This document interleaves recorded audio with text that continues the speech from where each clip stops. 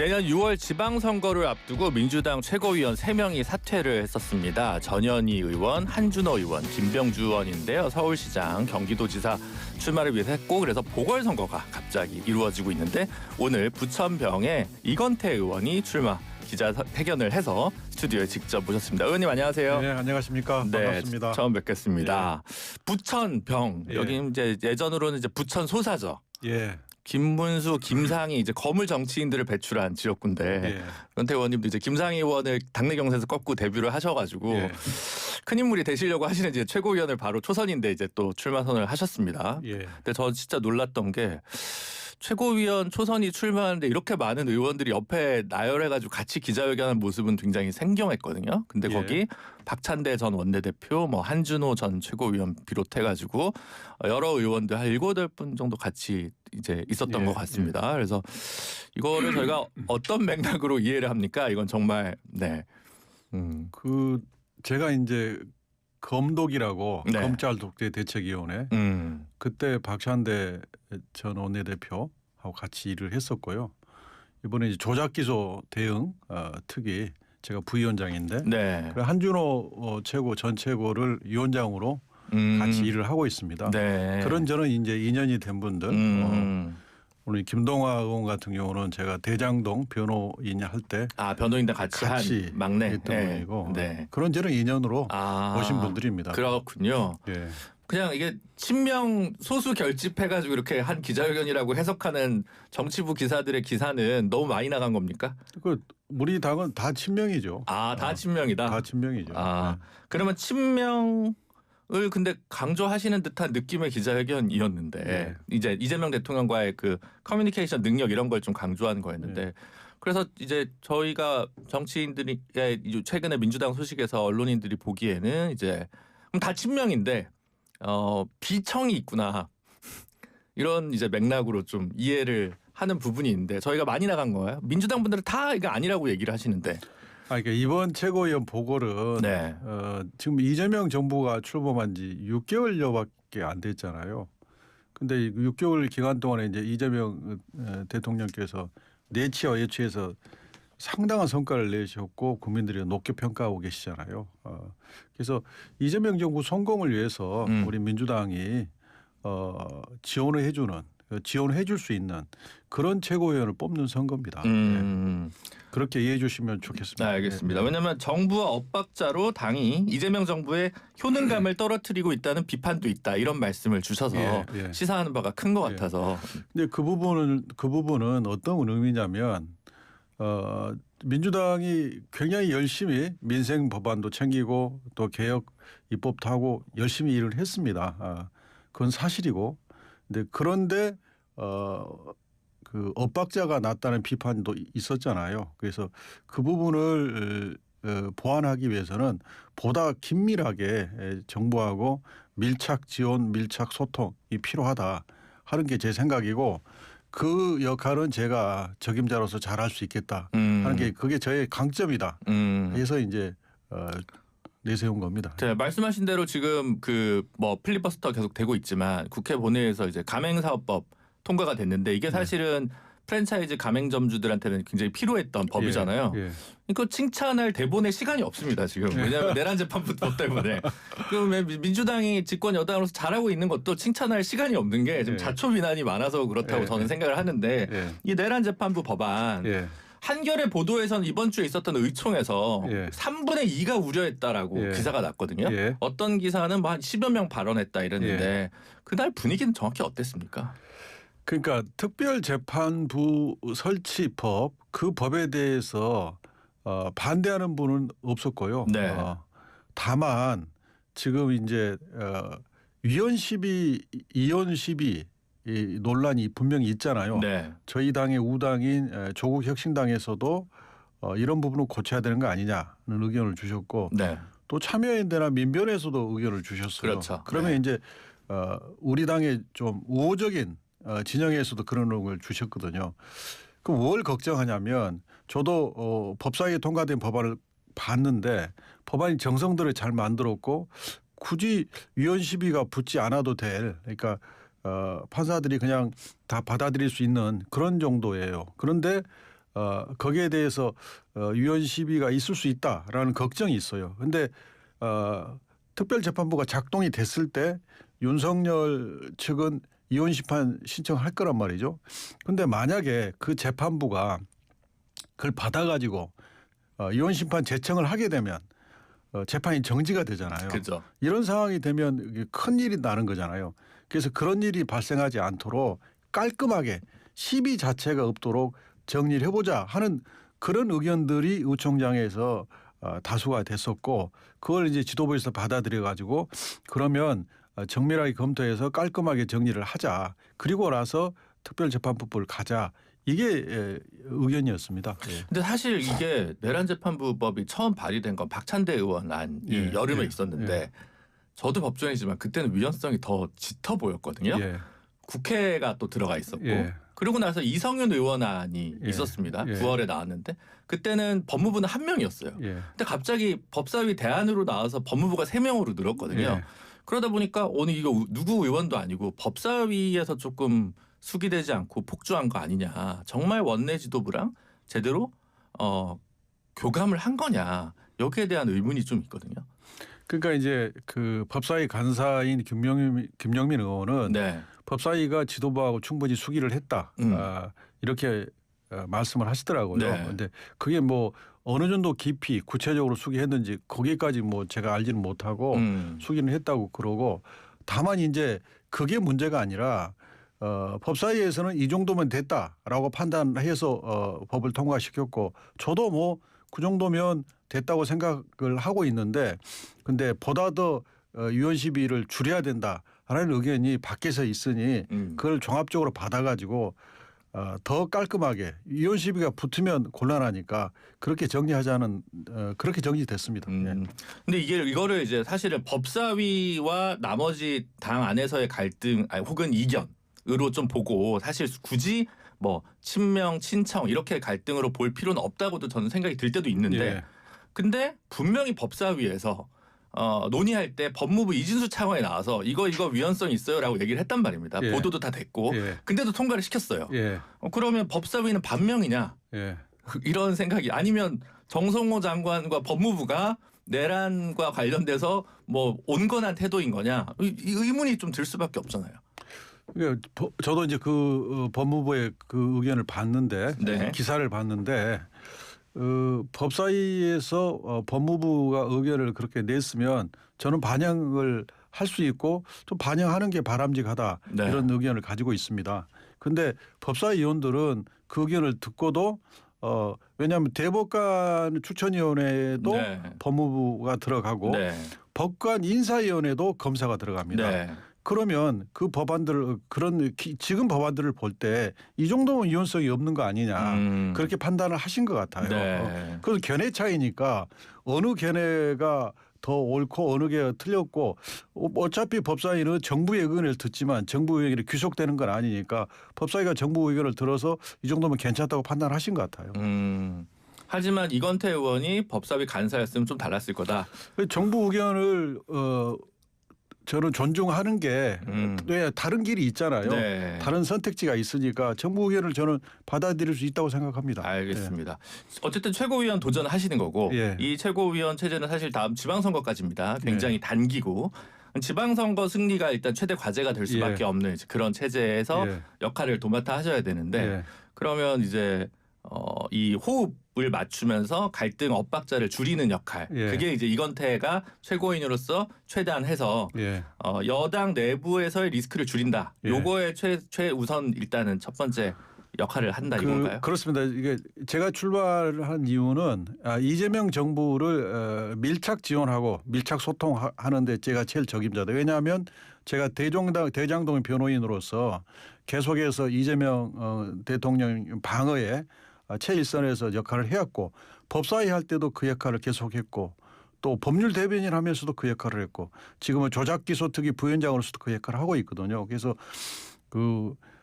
지금까지 제가 걸어온 길, 그다음에 이재명 대통령님과의 관계, 또 그 참모들과의 관계를 볼 때 내가 그 역할은 내가 잘할 수 있겠다. 내가 그 역할을 하면 우리 지도부가 더 튼튼해지고 더 좋아지고 하는데 내 기여할 수 있겠다 하는 생각입니다. 근데 그냥 드는 생각인데 한겨레 지난주에 그런 칼럼이 있었는데 너무 변호인 출신 분들이 예. 민정수석실 비서관을 다 차지하고 있어서 예. 레드팀이 없는 거 아니냐. 예. 특히 항소폭이나 이런 이슈에 대해서 예. 말하자면 바이어스가 껴있을 수 있지 않냐. 예. 조금 더 다채로운 인적 구성이 좀 필요한 거 아니야. 특히 예. 민정수석실은 제가 의원님 최고위원 가는 거 가지고 얘기하는 게 아니라 그런 의견의 칼럼이 있었습니다. 예. 어떻게 생각하십니까? 그 항소포기 말씀을 들었는데 그것은 제가 알기로는 네. 그 대통령실에서 어떤 뭐 시그널을 주거나 관여가 전혀 없었다. 관여가 없었다고 알고 있고요. 네. 대검 총장 대행이 법무부의 의견을 물어봤을 때 법무부가 신중하게 검토했으면 좋겠다는 의견을 줬다는 거잖아요. 그런데 검찰총장은 결코 가벼운 자리가 아닙니다. 네. 검찰총장은 뭐 법무부 측의 의견도 듣고 다 의견을 듣고 본인이 결단하는 거거든요. 그러면 그 결단에 대해서는 나는 이렇게 생각했는데 저기가 그렇게 하니까 이렇게 이렇게 말하면 안 되는 거예요. 그건 다 본인 소화해서 본인의 결정인 겁니다. 그러니까 그 노만석 대행이 검찰총장의 직분을 좀 그 직분에 대한 이해도가 좀 부족했거나 그랬던 것 같아요. 왜냐하면 법무부 장관과 검찰총장의 견해가 다르면 네. 그러면 그때는 총장은 그러면 서면으로 지휘권을 행사해 주십시오 이렇게 가야 돼요. 그런 상황이 아니면 그건 본인이 다 수용해서 본인이 녹여서 본인이 판단한 겁니다.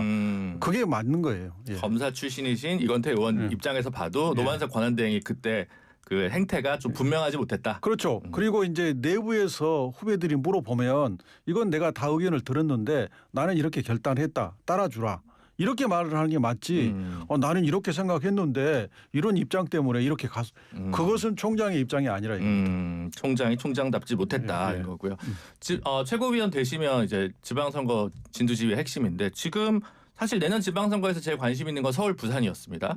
근데 부산에서 유력 주자였던 해수부 장관 이제 전직이 됐죠. 전재수 의원이 오늘 이제 사표가 수리가 됐고요. 대통령실에서 그 통일교 게이트라고 해서 야당에서는 특검 얘기까지 나오고 있습니다. 그리고 민중기 특검이 너무 뭉갠 거 아니냐 이런 비판도 있는데 전반적으로 어떻게 보십니까? 특검에서 뭐라고 진술이 됐는지는 모르겠는데요. 특검에서 진술이 됐다고 해서 그게 사실이다 이렇게 단정할 수는 없고요. 네. 그리고 이제 전재수 장관께서 강력하게 혐의를 부인하고 본인 뭐 알리바이도 주장하고 그러셨잖아요. 네. 그리고 대통령께서도 이 부분을 여야 가리지 말고 철저히 수사하라고 지시를 하셨어요. 네. 사건이 이제 국수본에 가 있잖아요. 네. 국수본의 죄송합니다. 국수본의 수사를 지켜볼 필요가 있습니다. 그래서 상황에 따라서는 전재수 장관 방금 말씀하신 전재수 장관님이 뭐 부산시장 나가는데 지장 있는 거 아니 뭐 생긴 거 아니야 그런데 저는 상황에 따라서는 전혀 그런 상황이 안 생길 수도 있고 오히려 반전이 생겨서 더 좋은 상황이 생길 수도 있고 그래서 지켜봐야 된다 이렇게 생각합니다. 근데 반전이라 하면 오히려 뭔가요? 무혐의로 나온다? 이거 뭐 전재수 장관 말씀이 다 맞더라 이렇게 나올 수도 있는 거죠. 근데 이런 게 있죠. 검사 출신이시니까 잘 아시겠지만 특검이라는 게 예를 들면 예전에 조폐공사 뭐 이런 특검처럼 검사가 피의자다. 그래서 공정한 수사 기소를 꾀할 수 없다. 요럴 때가 있고 두 번째가 집권 여당의 권력의 핵심들이어서 인사권에 영향을 받는 검찰이 제대로 된 기소를 못한다. 경찰도 더 마찬가지일 거고요. 그럴 때 특검을 하거든요. 그래서 사실 문재인 정부 때도 드루킹 특검이 있었던 겁니다. 그렇다면 사실은 현직 전직 장관 지금 핵심 장관 2명이나 연루돼 있는데 야당의 특검을 하자라고 하는 논리가 반박하기가 쉽지 않지 않습니까? 그런데 특검이 보통 발동될 때는 먼저 일반 수사기관의 수사를 한 다음에 그 수사 결과에 대해서 국민 의혹이 해소가 안 된다든지 국민 의혹이 커진다든지 부실 수사 우려가 있다든지 또는 수사 결과를 발표를 했는데 그 발표문 자체의 설득력이 떨어진다든지 이럴 때 그때 그러면 특검을 하자 이렇게 나오는 것이지 이제 국수본의 사건이 갔는데 지금 상태에서 바로 특검을 하자 이런 적은 거의 없었죠. 그렇죠. 근데 이제 민주당 지금 지도부는 아직 지도부가 아니시니까 2차 종합특검을 한다 이랬는데 그럼 2차 종합특검이면 이것도 같이 얹어야 되는 거 아니냐 이런 얘기는 있을 수 있지 않습니까? 지금 특검의 명분은 우리 국민들이 다 동의한 특검의 명분은 내란 김건희의 국정농단 최혜병 사건 수사 뭐 은폐 외압 이 세 가지입니다. 그러니까 특검을 하려면 어느 정도 명분이 국민들이 다 공감될 이런 명분이 있어야죠. 그래서 이 사건은 아직 그 언론에 특검에서 그런 진술을 했다. 국수본에 내려갔다. 이 정도이지 네. 아직 특검을 뭐 논의하고 하는 단계는 아니라고 생각합니다. 네, 아직 아니다. 이렇게 보시고요. 그럼 내년 지방선거에서 그 어떤 의제 지금 이대로 가면 계속 이제 사실은 이재명 정부와 민주당의 가교 역할을 하신다고 했는데, 예. 그죠? 이재명 정부는 최근에 얘기하는 건 6대 개혁입니다. 예. 예. 근데 민주당은 계속 검찰 개혁, 법원 개혁, 언론 개혁입니다. 개혁의 방향이 좀 달라요. 예. 완전히 다른 예. 얘기를 서로 하고 있단 말이죠. 그럼 이제 이 지방선거를 앞두고 무슨 메시지를 중심으로 갈 거냐. 지금 정청래오는 계속 내란 종식 그것만 계속 되뇌인다는 분석도 있는데 이 방향타도 좀 달라져야 되는 겁니까? 그러니까 지금 워낙 그 당의 입장에서 볼 때는 내란 종식이 워낙 급하고 중요하기 때문에 여기에 이제 주로 스피커들이 말을 하고 그래서 여기만 하고 있는 것 같지만 내부에서 들어가면 각 상임위별로 민생이라든지 여러 또 외교 분야라든지 이것을 다 준비하고 열심히 하고 있습니다. 이게 그게 스피커로서 부각이 안 되었을 뿐이지 그런 상황이고요. 정부에서 이제 그런 부분을 강조하시면 당도 정부하고 조율해서 그 부분을 강조하고 그렇게 발을 맞춰가게 될 겁니다. 그 법원 개혁과 관련돼서 오늘까지 이제 사법부에서 공청회가 있었고 오늘은 이제 문영배 전 재판관은 재판 소원 유보하자 이런 얘기를 또 한 부분이 있고 박은정 그 국민권익위원장도 하셨던 서울대 그 법철학 교수님은 지금 입법부가 사법부 위에 있다는 발상도 조금 곤란하다 이런 하여튼 진보계의 어른들이라고 하는 김선수 대법관도 있고 쓴소리를 좀 많이 했단 말입니다. 그래서 이제 민주당발 지금 현재 나와 있는 뭐 재판소원법, 대법관 증언법, 법왜곡죄 이런 거 조금 더 속도 조절이나 수기 이런 것들이 좀 더 필요하지 않냐 이런 얘기들을 되게 많이 하는데 의원님이 지도부가 된다면 이 부분은 어느 정도로 정리할까요? 아까는 내란 재판부 얘기만 했는데 나머지 법들은 좀 어떻게 생각하고 계신지. 지금 이제 백혜련 위원장이 했던 사개특위 저는 그때 간사였는데요. 네. 거기서 5대 개혁안을 법안으로 정리해서 냈습니다. 그래서 대법관 증언, 대법관 추천위원회 개선, 법원 인사위원회에서 지금 변협에서 평가하고 있는 평가 반영, 그걸 반영, 하급심 판결 공개, 그다음에 압수수색 영장 사전 신문제 이런 것은 저는 가야 된다고 봅니다.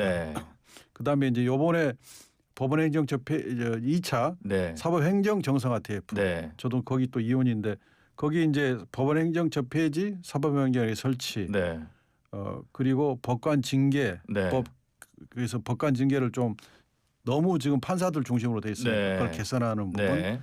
대법관의 사건 수임 5년 제한.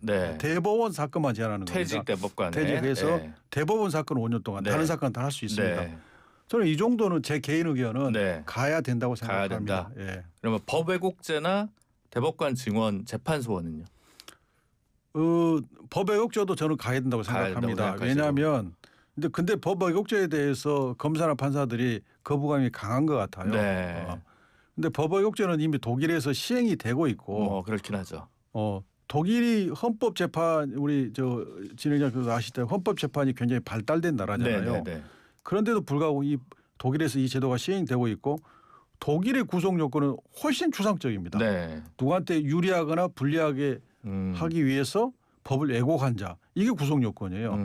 그런데 이번에 법사위를 통과된 법왜곡죄는 제가 이제 24년도에 제가 제일 먼저 냈는데 나머지 이제 그 후로 한 서너 명이 더 내셔가지고 종합해서 통과됐는데 구체적으로 법 적용 부분, 증거 부분, 사실 인정 부분 나라고 매우 구체적으로 구속 요건을 정리를 해놨습니다. 정리해놨습니다.